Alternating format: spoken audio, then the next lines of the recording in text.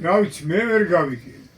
ვინც მე ვიცი ჩემს გარშემო ისინი რა ქვია სპეციალისტები ყველა მეთანხმება რომ ბიჭო ფიზიკურად არის ორი სამოძრაო ზოლი, ხო ეგრეა? თუ მე ვერ უყურებ კარგად. ორი ზოლი ხო არის? ნამდვილად. ზემოთ გითვლიან სამი ზოლიაო. სად არის აბა სამი ზოლი? რას გვეკითხება?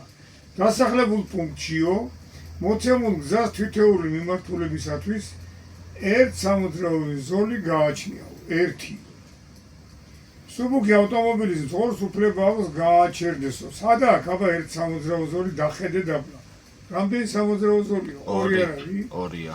ხო და ესენი სამს გითვლიან და სწორი პასუხიაო ა და ცეო. და სად არის ეს აბა ბ სად არის მითხრა? არ არის. ა და ცში თუ გავჩერდით ორ ზოლიანში გაჩერება ორი მხარეს აკრძალულია.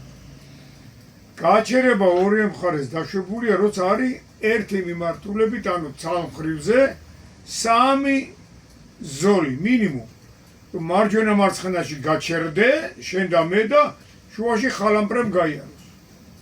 აქ ზოლი არის ორი და ABC გაქვს ვითომ სამი ზოლია. შეცდომაში ეს არის შეცდომა ნომერ ისეთი რომ გინესის წიგნში უნდა შეხვიდე რა. ზღაპარია.